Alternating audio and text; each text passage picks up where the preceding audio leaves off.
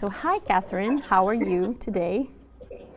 Hello, Vera. I'm very well. Yes. It's very Good. nice to In be. my office, Yes, very nice to be talking finally. to you in London. Finally back at your office. Maybe you can tell me a little bit more about that in a minute. So I'm super happy to be talking to you today in the context of the talks program organized for the Swiss Design Awards 2020 online programming, where we are lucky to be talking to amazing people from all over the world. A consequence of the current times we're living in. And I would like to start a conversation today by starting exactly there, like the grand theme of the day, which is the reality for so many people around the planet right now, which is the pandemic and sort of how that was experienced on your end. So here in Switzerland right now, things are, tentatively back to some kind of normality, whatever that means, with a lot of heavy restrictions in place, travel restrictions still in place. And of course, one of the consequences of this time is that all this programming went online and we couldn't have a physical exhibition like we usually do. And I was wondering, how was your experience of the past 7 months? I mean, you just said you're back at the office finally, so I'm assuming. Well, actually, I'm not. We have two offices.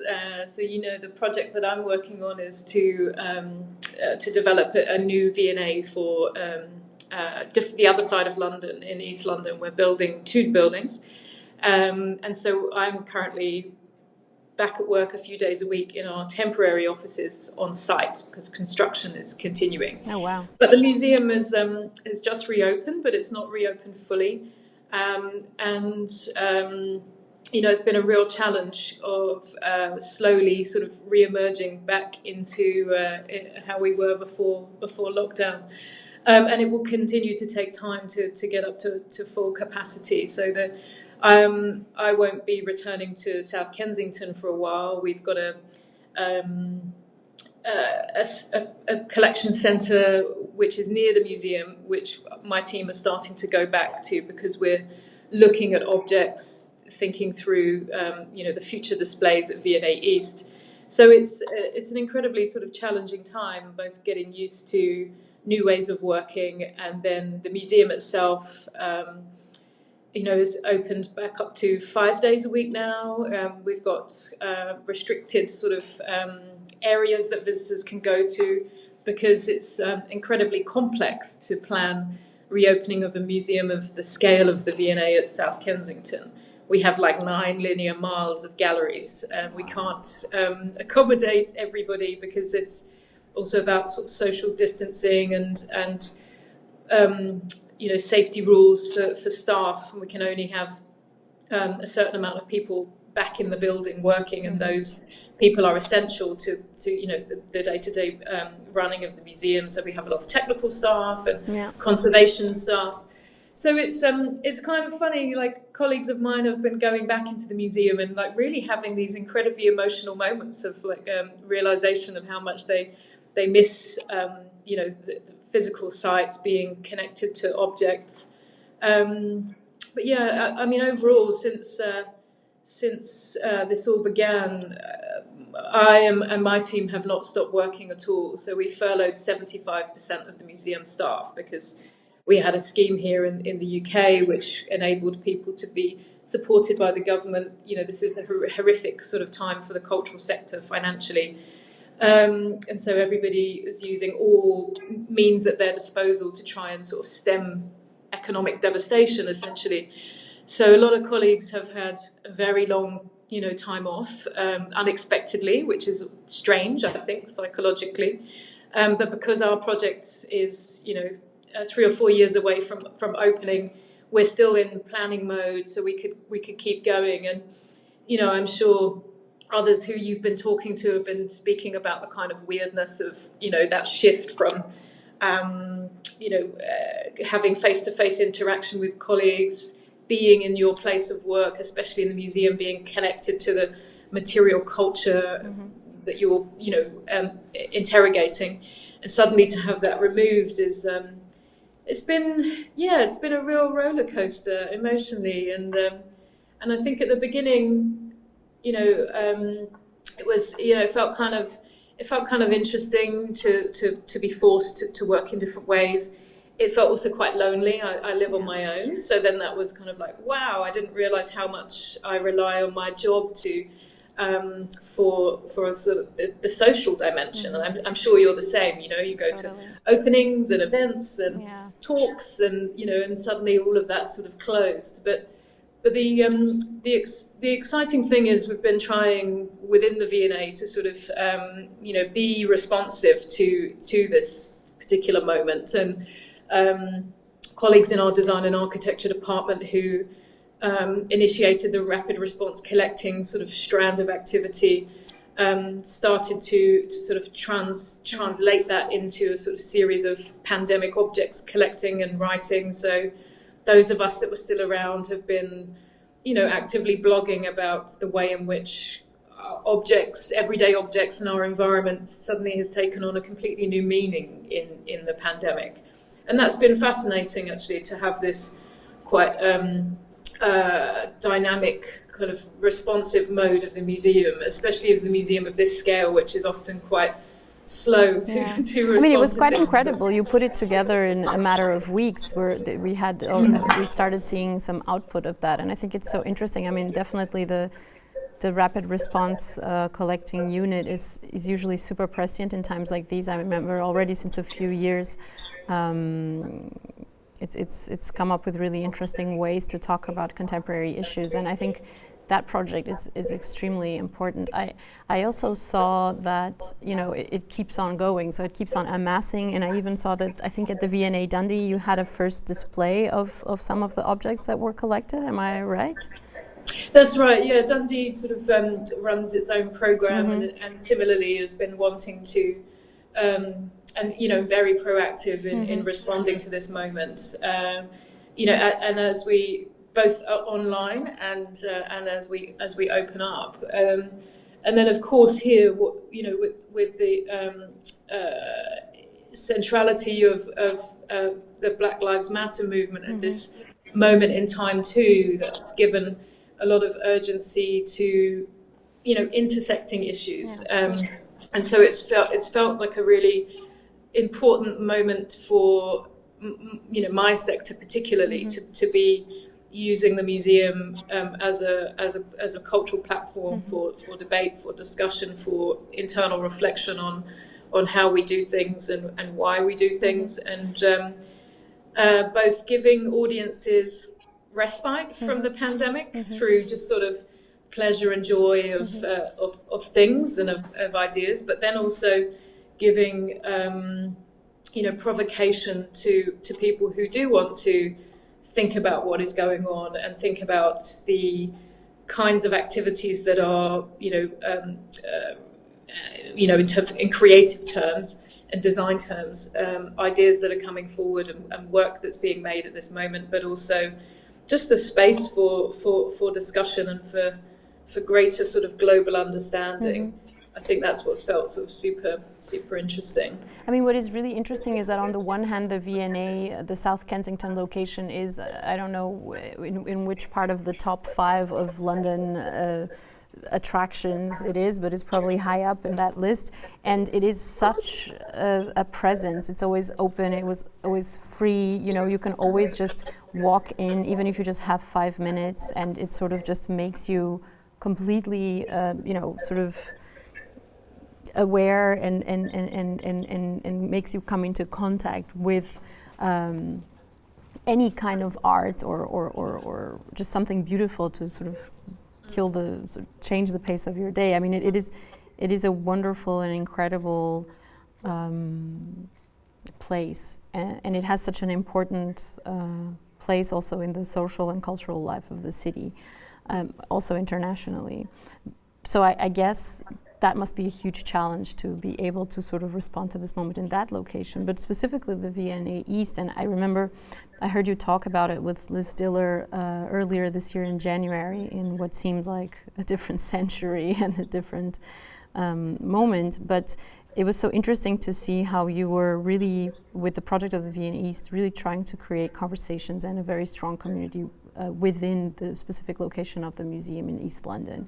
And I wonder if the present moment made you sort of realize that that is the most important thing that we must be doing now, or did it make you sort of react and change in your strategy? As you know, as you say, the construction side cannot stop, but on the other hand, also the work in making that institution also cannot stop, and it continues.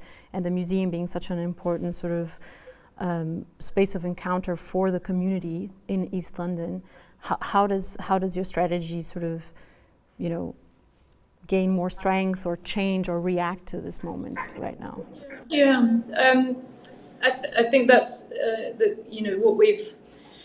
what we've been reflecting on really since this time, and what's particularly interesting is that V&A East now has a new director, Gus Casely-Hayford, who's a cultural historian, a specialist in contemporary visual art from across Africa, and until he came back to London to join the V&A, he was director of the Smithsonian's Museum of African Art, and Gus literally started, like, got the last plane out of the US before everything shut down, and started work in this kind of online realm. I mean, I've met him, quite a few times before, but we have whole, groups of colleagues who have only met him in the virtual world, and it's been a really interesting time to be, collaborating with Gus on, the project is an evolution. It's gone through lots of changes over the years. We started with one building, we had a second master plan, now we've got two buildings. Liz and her team are doing a collection centre. We're also making a museum, which is designed by O'Donnell and Toomey. We're part of this campus in the park, connected to other organisations, and we've been doing a lot of interesting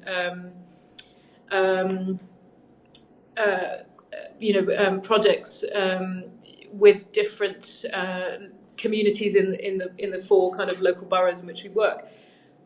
And that's ongoing, and this moment has prompted us to really think about the ways in which different communities are impacted. How might the museum become a supporting body, an advocate, a platform for their concerns, whether it's the density of artist designers and creative practitioners, or whether it's young people who are our priority going forward. And when one of the boroughs in which we will be based has the youngest population in the country, and that's only increasing.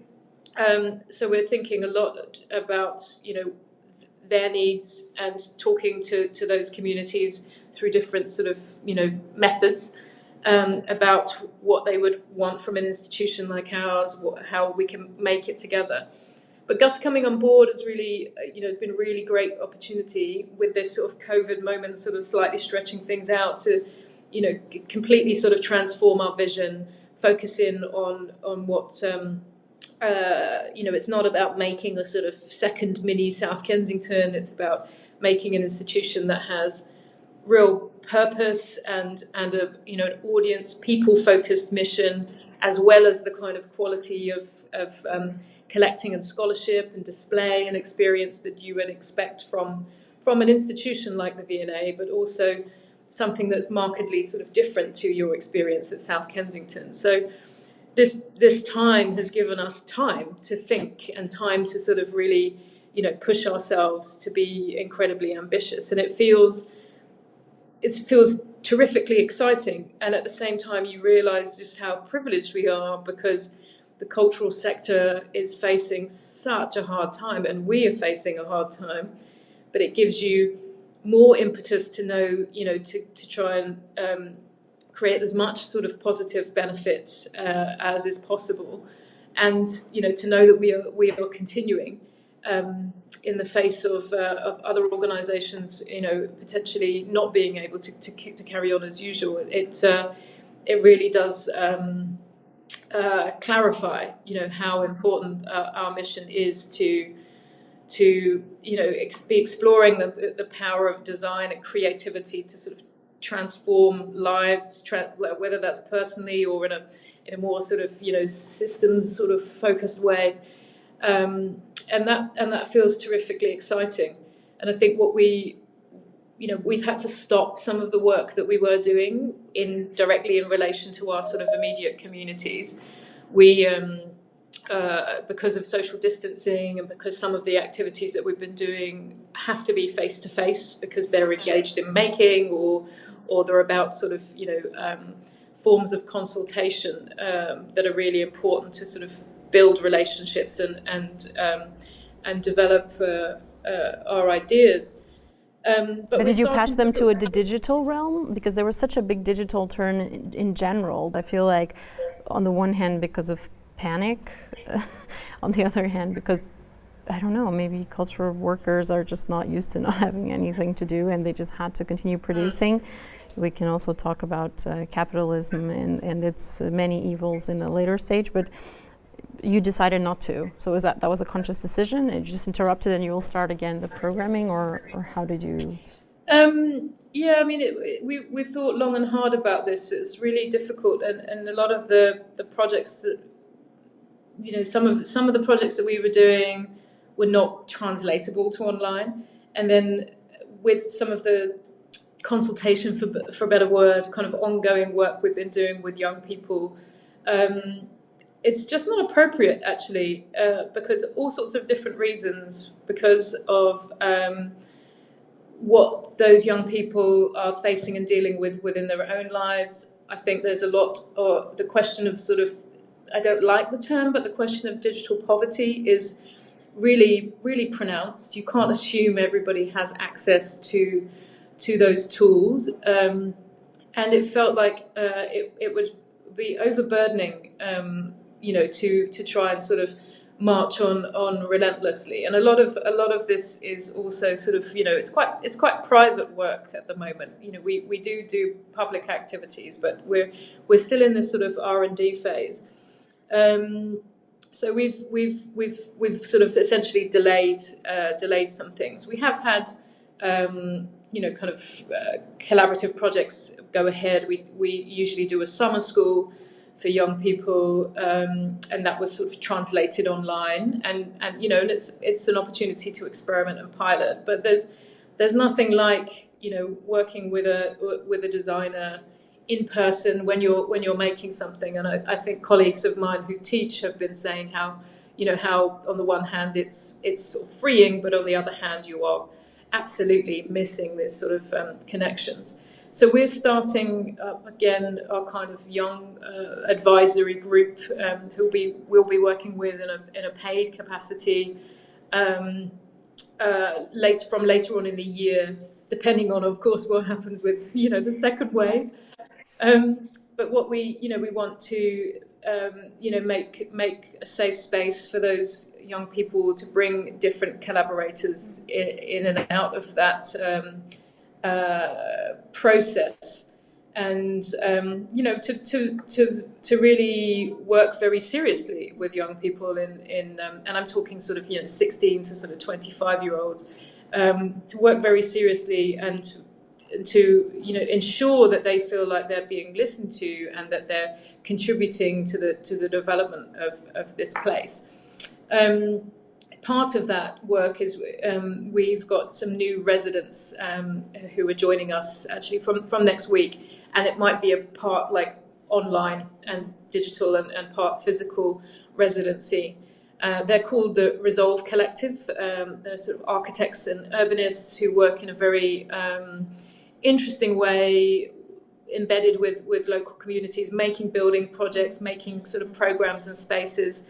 And Akhil and Seth are joining us next week, and that's going to be super interesting to see how they respond to this sort of new dimension for their research. And then hopefully, because they'll be with us for a year, hopefully as things start to sort of resolve in a different way, we will be able to work with them on some more sort of public-facing projects at the beginning of next year. I mean, it's so interesting what you're describing, because you're talking about the museum as a place of care. I was just reading, there's this whole different conversation, but I read about it more recently via Michelle Miller-Fisher, and she was talking about this idea of, can the pandemic be a catalyst for a completely different understanding of what the role of a museum can be? Like, can a museum become a space of care for its community, which is in fact who the museum needs to serve? And what you're talking about really seems that you're going really in this direction. I mean, I find it's very much I find it revolutionary in a way. You know, you don't hear a major cultural institution talking like this. At least I haven't heard one talk like this in recent years. Yeah, I think there is a turn into, like, you know, what an institution should be in the 21st century. You know, people come to the museum for all sorts of different reasons, to see things that they don't know about, to see things that they know well and they love, to engage in you know, an exchange of knowledge, to learn, to enjoy.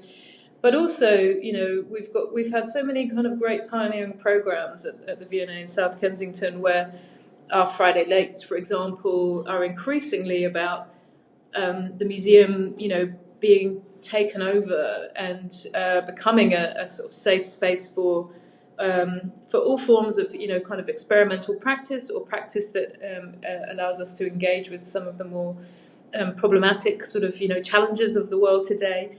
And that freedom, that sort of political freedom and freedom for discussion, is so important in our political world right now, where increasingly it feels like there are so few trusted sort of you know, institutions, particularly here in the UK. So it feels like, you know, the museum is a space, or the you know, the gallery is a space where people can be transgressive, where ideas can be shared, but where there is an expectation of care. And I work with a generation, a slightly younger generation of curators and public programmers and education professionals who, you know, they have a very robust sort of methodology that is based on sort of, you know, equity, and it's principled and ethical, and trying to sort of, you know, I'm not saying that we're always completely as we would like to be, but that you can feel it, that there is a shift, and that's what we're wanting to do at V&A East. And I think audiences are increasingly looking for conversation and for two-way dialogue, and for an institution to be polyvocal, for it not to just have this sort of singular, filtered, authorial tone of voice, but for it to be made up of differing opinions from different sources. And increasingly, within the realm of design history, it's interesting to think about how we you know, bring in and value and champion lived experience, you know. And I think this is something that's also sort of preoccupying me and my team as we think about ways in which we interpret the historic and contemporary objects that we present, or how we communicate different forms of practice that don't fit into those sort of old-fashioned categories. But this sort of ethical core is what we've been sort of, you know, spending a lot of time on lately, is how we get to achieve that. Museum of Care is a really nice way of looking at it, because you know, people also go to museums to find solace and to escape some of the sort of, you know, the drudgeries of their daily life. I know I do. And there are different ways of achieving that. Definitely. And I feel like, you know, this idea that you talk about, sort of a safe space, no, and it reminds me of this idea of sort of a safe space where you can return to something that is solid, something that is always there, you know. And I think one of the things that the pandemic also showed is that this design scene that we sort of, you know, live in and experience every year through its multitude of events, fairs, biennials, and so on, is such a precarious construct. It is such a precarious construct because after two months of everything stopped, you know, magazines start folding, Design Week starts saying they're going to cancel this year's edition, and you just see a lot of people losing their jobs, a lot of people sort of not knowing where to turn to, and frankly, a lot of people just sort of questioning why is it that we are doing all of this, no? And I find that the fact that this sort of radical experiment that you talk of and that you are putting in place, which I think is absolutely extraordinary, you know, it comes as a relief to this other side of the coin, which is this knowledge that everything is so precarious. And still, you know, we try to make do. No, I mean, I was just seeing that, for example, the London Design Festival is in some capacity happening this year. I haven't really investigated how that is happening right now, but I was wondering, how do you see this sort of turn to this complete questioning and to this complete precarity that has been exposed? I mean, maybe we already knew, but we were just comfortable enough in this sort of like, you know, traveling circus. We meet here, next time in Istanbul, next time da-da-da. So what's your opinion of this whole situation? Yeah, it's interesting, isn't it? Because I for various reasons, for sort of research or for that invitation of different organisations, I've been travelling a lot in the past few years, and that's great. And you feel connected, and there's sort of network, and you have this kind of incredible opportunity to see things in real life. And there isn't a replacement for that. And I think, you know, there's been this sort of since sort of we've been re-emerging. I mean, I don't know how you feel in Switzerland, but certainly in London, there's been a lot of like, oh God, I just want to get back to like going to the places that I haven't been able to go to, or going to a gallery to enjoy something. But at the same time, it does make you realise that actually you can cope without any of that, exactly. You know, or a lesser degree. And so I don't miss the treadmill, to be honest. And then it starts to make you question, well, what value does the treadmill have? And I think it should, and I hope it will, force a sort of, you know, a reset and thinking about what is the purpose of the events and these sort of calendar-based activities that we have, and we should look critically at what we do and try to sort of reset those programs if they're not you know, serving some sort of greater purpose. And it's difficult within the sort of commercial market, but I think some you know, some biennales and projects, you know, they already know that they're trying to focus on and progress the sector and reach a wider audience, and that endeavour only becomes more sort of critically important in this time. And it's been interesting with in the flip of that. I'm a trustee of the Architecture Foundation, which is a sort of campaigning and discursive sort of body and platform for architecture practice and the culture of architecture here in London. And they had to really pivot fast from... Oh, but they did an amazing thing. I saw some program.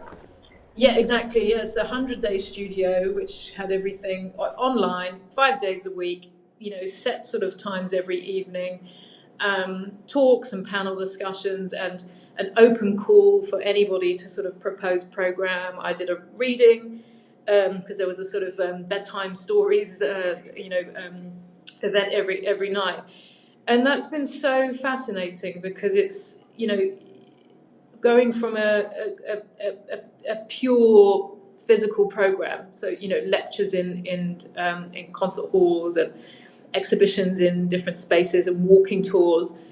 We've now been able to reach, you know, a completely different global audience and to bring in practitioners from other parts of the world for whom maybe it would have been, you know, too costly for the organisation or too difficult for that practitioner to travel because of time. They're able to collaborate on the programme, and it's fascinating to think about what will happen in both directions. So the rethinking of the physical manifestation and the place-based manifestation, then the rethinking of the potential of online to reach much wider than one would typically be able to do, and I think that's exciting. I mean, I feel like definitely all these time-based manifestations do have to rethink their mandate. Like, what is it that they're doing? For whom is it that they're doing what they're doing? But for example, in the context of a program such as the competition that is organized every year by the Swiss Design Awards, which is something that you know very well because you were involved with as an expert for a variety of years. And I mean, this in fact is a kind of support to a new generation of designers, and that kind of support becomes more necessary than ever, for example, in a time like this, because as we say, you know, as systems are changing, as things are falling apart, and sort of the precariousness of the systems that we inhabit is sort of coming into light. A lot of people are still going to suffer from this. Like this hasn't ended. No, it's going to start showing more and more, I guess, in the next few months. No, of course. Very long term. Ramifications. Totally. So I feel like the reevaluation that we have to do for these time-based manifestations should also take place in these kind of more, let's say, manifestations that are created around this idea of support and sustaining of a design scene. No, I feel like maybe it's also the time not to focus just on producing things, but maybe encouraging other ways of doing design. You know, whatever those other ways are. What do you think? Yeah, no, absolutely, and I think it's particularly interesting with the awards as well. And over the years that I was involved, up until last year, you know, you start different forms of practice were coming forward, and they're not categorizable in the sort of traditional terms, and I think that's a real challenge, and also a great opportunity to recognize that not everybody makes things. You know. People make space, or they make a program, or they make you know, a sort of a system, and this is, you know, where we need to go, and there's a lot of value in the kind of, you know, coming to Art Basel, having a showcase. Both from the kind of, you know, the pleasure and enjoyment of that, the visibility for those young designers, and for those, you know, for them to sort of build a network. But I think it's also interesting to think about what else they might need to support them, and you know, and I know the team, you know, are very good at sort of, you know, having a sort of ongoing relationships with those who are selected year on year, and those award winners. And I think it's always vital to talk to those people about what they would find most useful and beneficial, and to see the organisation as one which can grow and change. And that's often the problem, is that there's a sort of you get a stasis or a kind of you know, a regularity of some kind of activity, because it's hard to get out of the rhythm that you're in, and you just see this as the you know, the kind of end point every year, and then you start the bonanza again. And I think it's very interesting to switch it up, but that also has to come back to what are you trying to achieve, and who are you trying to reach, and what is purposeful for that group of designers who may need a variety of support. Some are established, and some are really, really starting off in their careers. And actually, what might be most beneficial is the network of cross practice. So yeah, there's lots of. I mean, it's interesting. You are really talking about, you know, bringing it back to this idea of creating conversations. No, it's about long-term relationships. It's about building a network. It's about building relationships also to that network, and it's also about maintaining those relationships. And in fact, we're talking about care again. So it's really a shift in focus, no, from let's say, celebrating and lauding and showering with accolades and praise, and much more towards a long-term mutual relationship, because it goes both ways, of nurturing and care. And that is fundamentally a huge paradigm shift for I would say the whole of cultural industries and the whole of the world, I would say. But then, I've just remembered, and I never spoke to Zoe Ryan about this specific object, but there is actual sort of like incredible value in hosting the sort of exhibition and staging it. And when I was last in Chicago, which must have been maybe a year or so ago, there was a work which I had judged in the Swiss Design Awards, made by a student, which she acquired for the collection, and it was on show in the galleries of the Art Institute Chicago. I have that I'm able to go to both those places and see that full circle, but it made me so proud that we had selected this kind of quite experimental propositional project, and also that she had collected it, because she's a fantastic collector, always out looking at what's going on in design, and it was so brilliant to then see that reaching completely different audiences on a different continent. So there is value in both directions, I suppose. Yeah.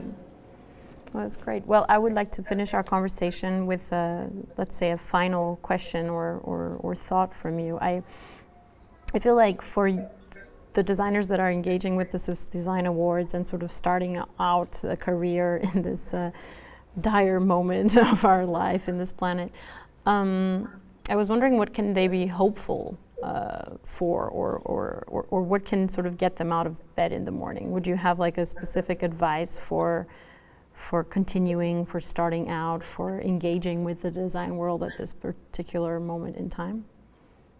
Yeah, I think hope is a really good word, and a word we've been using a lot lately, and I think it's really important to retain that sort of sense of optimism and possibility, to find like-minded figures and people with whom you can connect. And I think there are many in the world of design and other sort of creative industries. I think it's about sort of having faith that there are audiences and consumers of one's work, and that there will be opportunities to come, as we sort of technologically change so much, and it feels like it's, whether it's accelerating or not, depends on which sort of historian of technology you speak to, because according to them, nothing was as fast as electrification at the beginning of the 20th century. But it certainly feels like there are more platforms and possibilities where you're not solely reliant on kind of specific binary relationships with manufacturers, but you can be self-initiated, and there's critical and commercial sort of space for that work and that kind of thinking. And then I think it's really about just kind of thinking about what you're trying to achieve and what you're putting in the world, and what I find so inspiring about younger generations is that there is an energy and an appetite for change, for addressing the big challenges of our time, sustainability, the climate crisis, and social injustice. I think is well, I was going to say it's fantastic. It's not fantastic. It's fantastic as a sort of creative opportunity, and you're seeing particularly space for Black designers and makers increasingly becoming more visible, because institutions like ours or platforms like media are realizing that it's not enough just to reflect the sort of anodyne sort of monocultural sort of world. So to me that feels exciting. Be hopeful, be optimistic, and be radical, I suppose. I think that's great advice. In the end, at the end of the day, I mean, that's really what we need to get some sort of like major traction to change things as they are. And I think this couldn't be a better moment to start. Thank you so much, Catherine, for your time. My pleasure. Good luck morning. with the rest of the talks. Thank you very much. It was a pleasure. Bye from London.